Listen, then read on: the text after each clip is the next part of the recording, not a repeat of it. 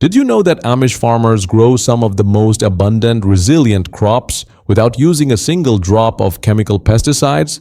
While mainstream agriculture depends heavily on synthetic sprays and toxic treatments, Amish farms thrive by working with nature, not against it. Their approach taps into natural defense systems that have evolved over millennia. Amish soil is nothing short of extraordinary.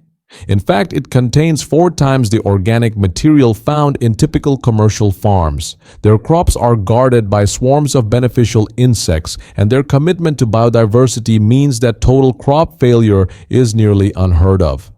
Make no mistake, the Amish aren't turning their backs on science. On the contrary, they're applying some of the most advanced agricultural principles in the world, quietly and effectively.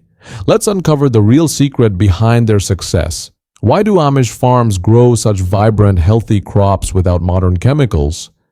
The answer is right beneath your feet, literally. Their farming techniques are rooted in deep generational knowledge of soil stewardship. They've developed what they call dark earth, an incredibly fertile layer of topsoil built gradually over time. While conventional farms often struggle with shallow topsoil just 6 to 8 inches deep, many Amish farms boast rich, black soil reaching depths of 12 to 15 inches. And this didn't happen overnight. It's the result of decades, even centuries of nurturing the land with care and intention. What makes this soil so exceptional? It's all about organic matter. Testing reveals that Amish fields often contain 8% to 12% organic material. In contrast, commercial farms average just 2% to 3%. That's like comparing a dense, nutritious chocolate cake to a dry, bland cracker. One is bursting with life-giving nutrients. The other, not so much. This richness is no accident. The Amish build soil fertility using what they call the soil health triad, a carefully maintained balance of 3 vital elements: fungal networks that help plants absorb nutrients, diverse bacterial colonies that support plant immunity, vibrant earthworm populations that constantly aerate and enrich the soil.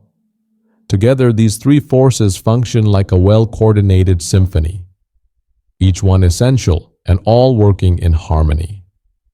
Let's talk about earthworms, the unsung heroes of Amish agriculture.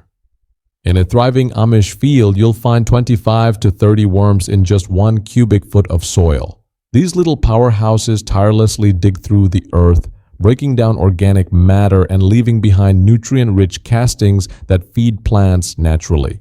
As one Amish farmer proudly said, "The earthworms are our most valuable livestock and we don't even have to feed them." Another key strategy? Companion planting. Instead of planting acres of just one crop, the Amish mix crops that benefit one another. For example, corn might be grown alongside beans, which naturally add nitrogen to the soil. Meanwhile, squash spreads across the ground, shading out weeds and holding in moisture. This technique, often called the Three Sisters by Native American traditions, creates a thriving mini ecosystem where each plant supports the others. It's not just farming, it's a living, breathing system of balance and collaboration. This harmonious planting strategy is like a retirement village where everyone brings a dish to the potluck, each one contributing something unique to nourish the whole. What's truly impressive about the Amish way isn't high-tech gadgets or expensive fertilizers, it's the simplicity of their methods. No cutting-edge machinery, no synthetic additives, just centuries of fine-tuned observation and a deep respect for nature's rhythm. And the payoff?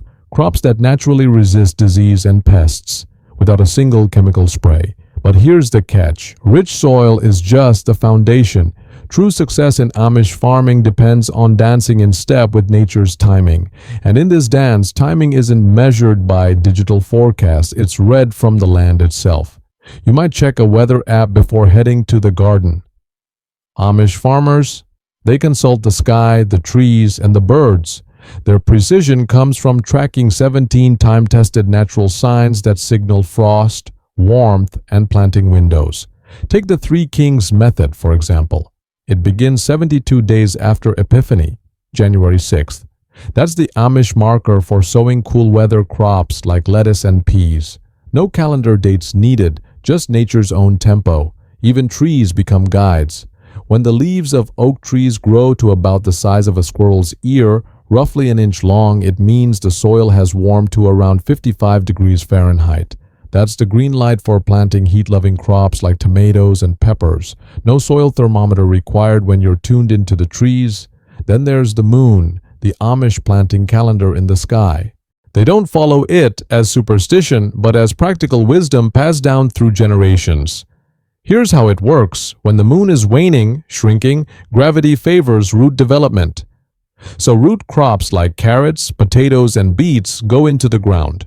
When the moon is waxing, growing, upward energy dominates. That's when they plant crops like corn, beans, and tomatoes. Modern farmers may roll their eyes at lunar planting until they remember that the Amish don't need GPS-equipped tractors or $20,000 soil sensors. Their moon-based planting guide? 100% natural and free. But it doesn't stop there. Amish farmers also design their own microclimates to guard against frost. By carefully placing windbreaks, like rows of trees or hedges, they can create zones with temperature swings of 3 to 5 degrees. That might not sound like much, but in the delicate balance of early spring or late autumn, those few degrees can make the difference between a full harvest and frost damage. A seasoned Amish farmer doesn't need an app to know the weather.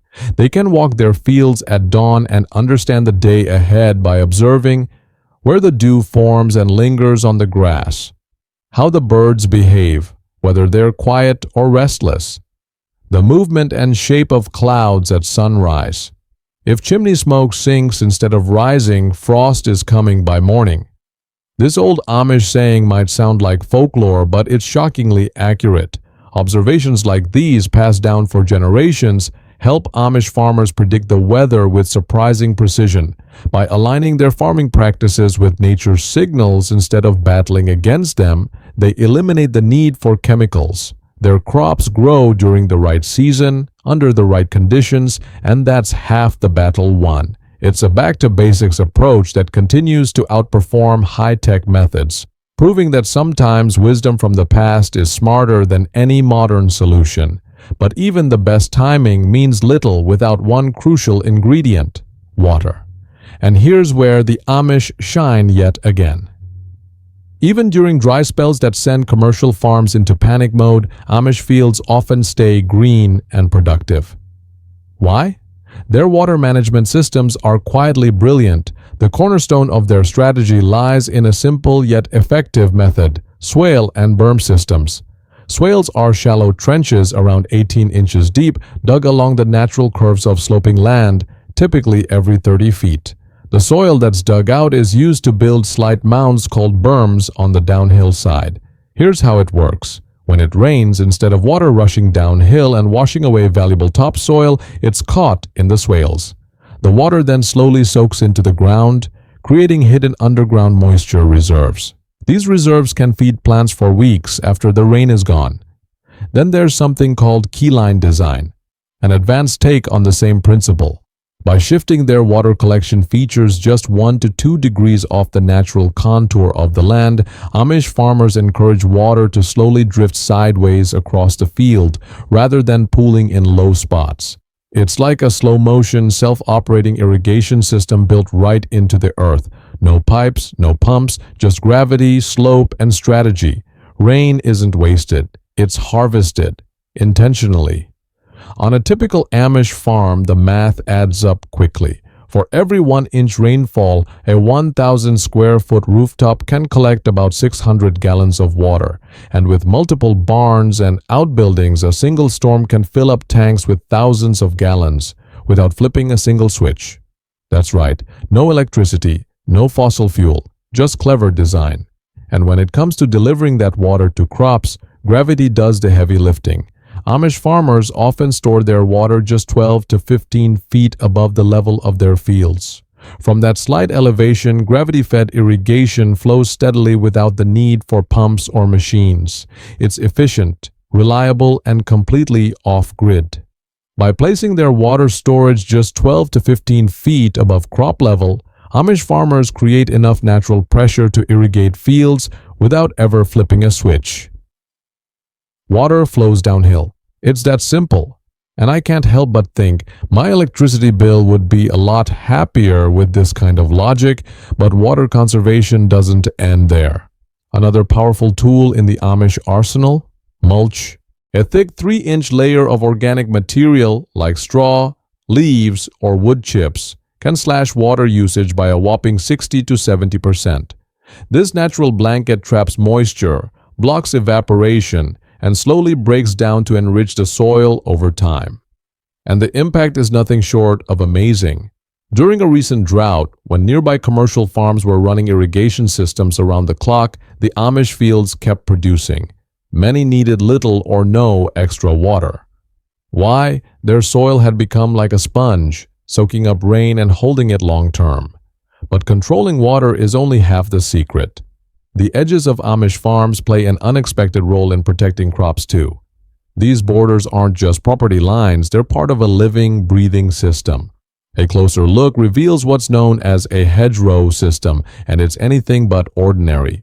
Forget manicured hedges like you'd see in a suburban front yard. These are layered, 12-foot-high green walls made up of 5 to 7 carefully chosen plant species.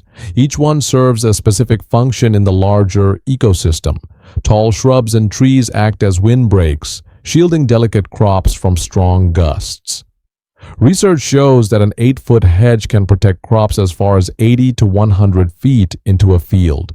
That means less wind damage, less stress on plants, and significantly higher yields. In fact, protected zones can see up to 20% more production compared to exposed areas, and it gets even smarter. Strategically placed beehives, typically every 600 to 800 feet, ensure even pollination across the entire farm.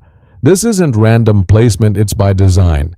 The bees may not know they're part of a well-planned system, but their buzzing routes have been mapped to cover every bloom. And then there are the insect highways. Yes, that's a real thing.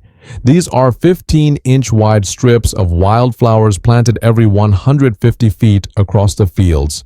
They create corridors for beneficial insects like ladybugs and predatory beetles to travel freely, giving them quick access to any area experiencing pest pressure. Think of them as fast lanes for nature's tiny pest control agents. And the plant choices for these borders? Brilliant. Species like elder, hawthorn, and blackthorn are favorites. Together, they provide food, shelter, and nesting grounds for beneficial insects through 3 seasons of the year. That means even when one plant finishes blooming, another begins, keeping insect allies fed and working year-round. The Amish don't rely on pesticides because they don't need to. Their entire farm is a carefully orchestrated symphony of soil, water, plants, insects, and timing, all working together in balance. When one plant finishes blooming, another begins, creating a seamless cycle of food and shelter for the farm's smallest defenders. It's like employing a 24/7 pest control team that works year-round for free. All they need: the right plants in the right places. Compared to the bare, unused edges of modern farms, Amish field borders are a masterclass in efficient land use. Where industrial agriculture simply ends, the Amish create transitional zones that serve multiple purposes: wind protection, pollination support, pest control, and habitat for wildlife. It's not just beautiful, it's smart. And that intelligence doesn't stop at the edge of the farm. It continues across every square foot inside. Step inside an Amish field, and you won't see endless rows of just one crop.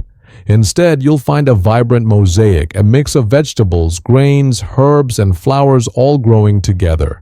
While many conventional farms grow only 2 or 3 crops over several years, Amish farms routinely grow 15 to 20 different crops in a single season. Fly over a commercial farm and you'll see a sea of sameness, acres upon acres of one plant stretching out to the horizon. But fly over an Amish farm and the view transforms into a colorful quilt of biodiversity. This visual variety isn't just for aesthetics, it's insurance against disaster.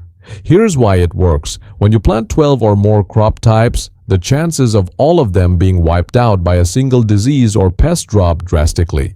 If one variety struggles, others often thrive. So even in tough seasons, Amish farms almost always produce both food and income. It's the farming equivalent of diversifying your investments. And yes, even their eggs come from a mix of different chicken breeds. This approach to diversity goes even deeper into the seeds themselves. Across Amish communities in places like Lancaster County, farmers maintain what's essentially a living seed library. This community-managed collection contains over 1,200 heirloom vegetable varieties, many of them carefully saved and passed down through generations. Unlike commercial seed varieties, often bred for uniformity or shelf life, these heirlooms have traits that modern agriculture has mostly lost. We're talking about natural pest resistance, adaptation to local climate, and rich, time-tested flavor. They don't just grow crops, they preserve a legacy. Even their planting patterns are calculated with precision. For every 3 rows of cash crops, Amish farmers often include a 4th row made up of defense plants. Natural insect repellents like marigolds, garlic, onions, and strong-scented herbs. These plants confuse or repel pests with their smells, keeping the cash crop safer without chemicals.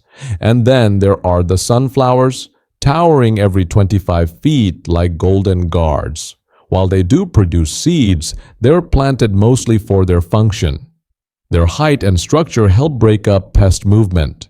Flying insects often follow the visual path of the sunflower rows instead of heading straight into the vegetables. Even better, the sunflower heads attract birds, many of which feast on pest insects, offering yet another layer of natural protection. It's a finely tuned ecosystem, not a factory. Sure, pests still show up, but instead of reacting with sprays and toxins, the Amish system absorbs those threats through design. Diversity, balance, and smart planning do most of the work. Intervention is a last resort, not a default. Pests still exist on Amish farms, of course, but outbreaks rarely reach catastrophic levels like they do on monoculture fields. That's because diversity here acts like a neighborhood watch. Different plants protect each other, reducing vulnerability. Unlike identical crops that all share the same weaknesses, variety builds resilience. And it's not just what is planted that matters. When it's planted is equally strategic. Take corn, for example. Amish farmers don't plant it based on the calendar. Instead, they sow it exactly 14 days after the final frost. Why? That timing helps young plants avoid the first wave of corn borer infestations. By the time the next cycle of pests arrives, the corn is already sturdy enough to resist damage. In pest control, timing is everything. Being just a week too early or too late can spell the difference between abundance and failure. But centuries of trial, error, and observation have taught Amish farmers when to act. Even plants you might overlook, like basil, play a defensive role. When grown alongside tomatoes, basil doesn't just add flavor to sauces, it reduces hornworm damage by up to 68%. That's more effective than many chemical sprays. It's like getting natural pest control and a gourmet garnish in one. Ancient wisdom, modern precision. Many have heard of the 3 sisters, corn, beans, and squash planted together. But the Amish don't just recreate this setup, they optimize it. They form 12-inch mounds, spaced 3 to 4 feet apart, placing corn in the center.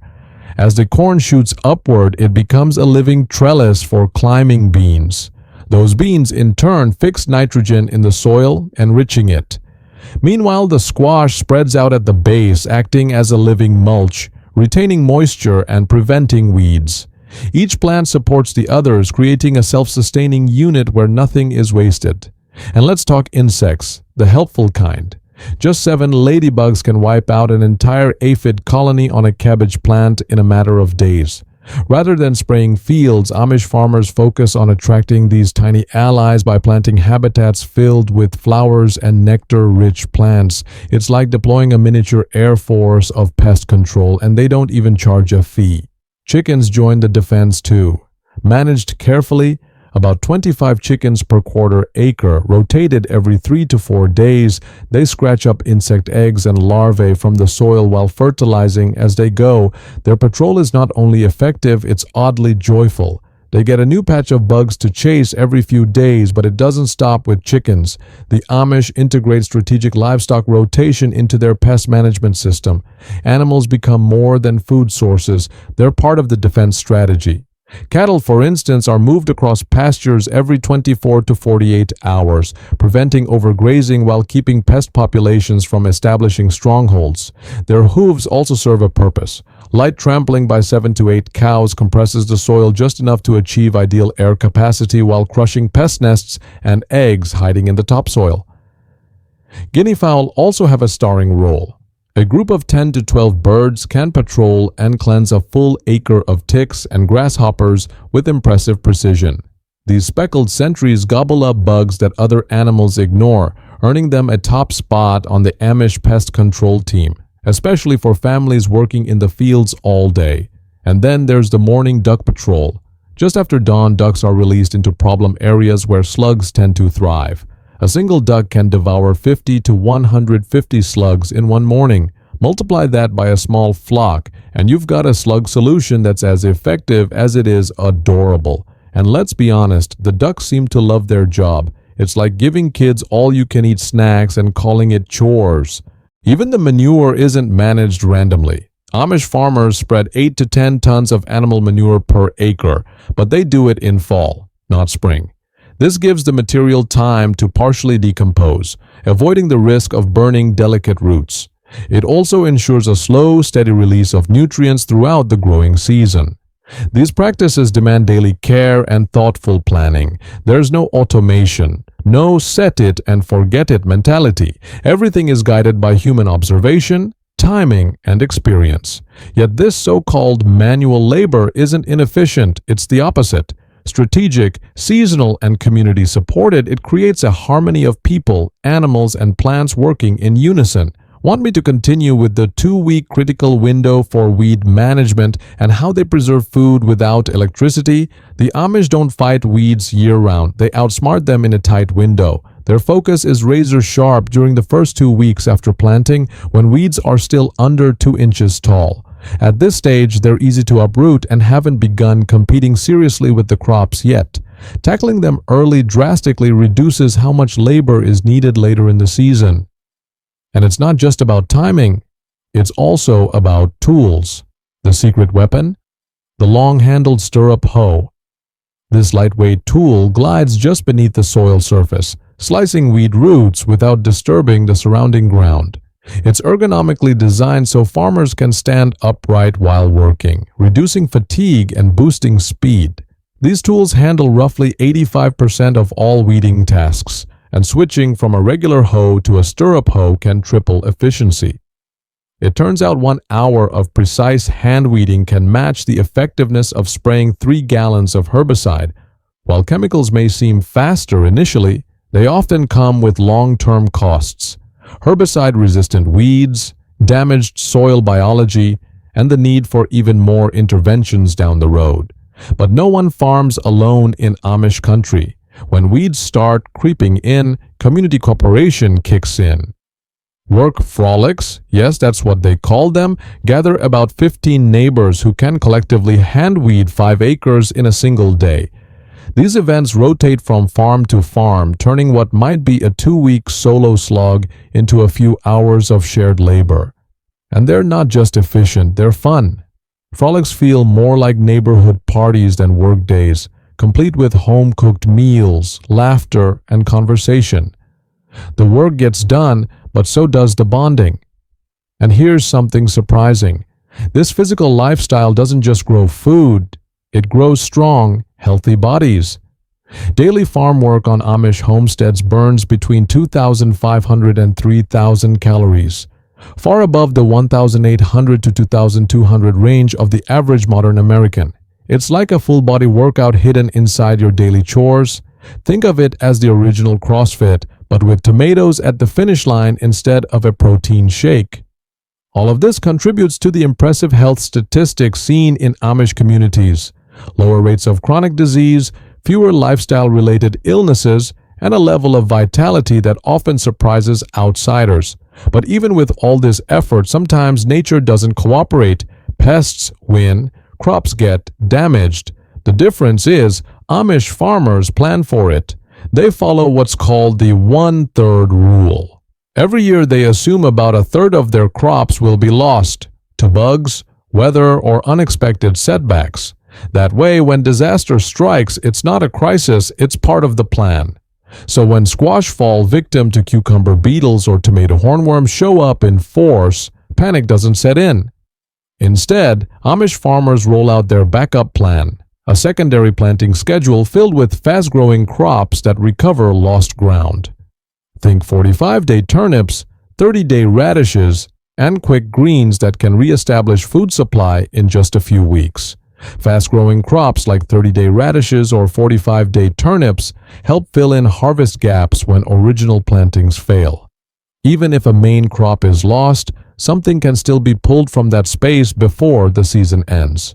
But the real safety net isn't a policy, it's the community itself. Groups of 10 to 15 Amish families often pool resources, ensuring that no one faces a total loss alone. If one family loses their tomato crop to blight, others step in with extra. This informal crop insurance system keeps everyone fed, financially stable, and supported, even in the toughest seasons. And when pests damage produce, the kitchen becomes the next line of defense. Slightly bruised apples become cider. Imperfect cucumbers are reborn as pickles.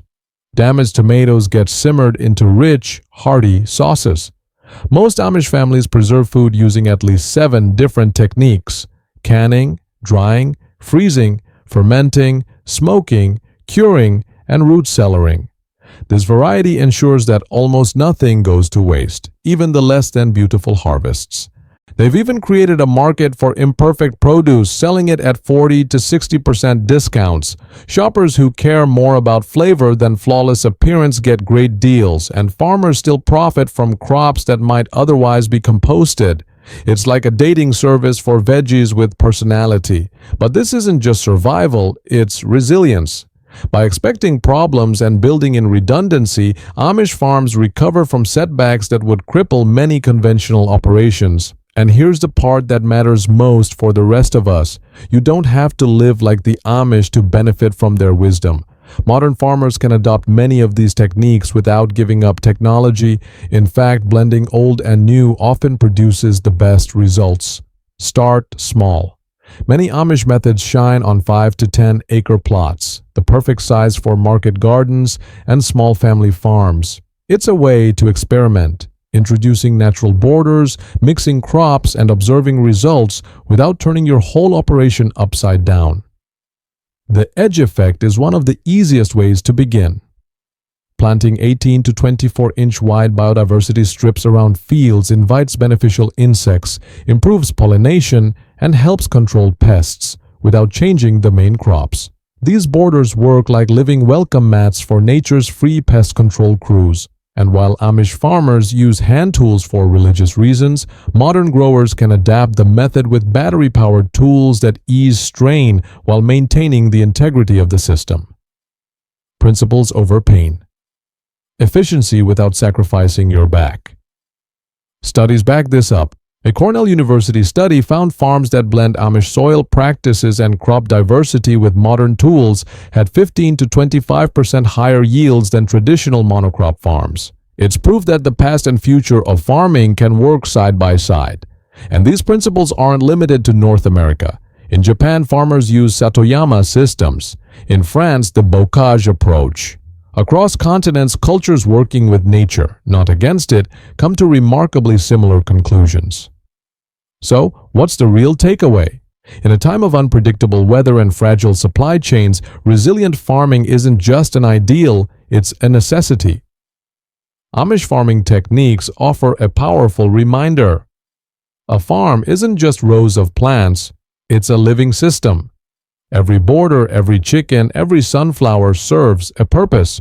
When you understand those relationships, you unlock a natural intelligence that no chemical can replace. In a world addicted to shortcuts, maybe it's time we remember, the slow way is often the smartest way. Work with nature, and nature works with you. That's the Amish secret.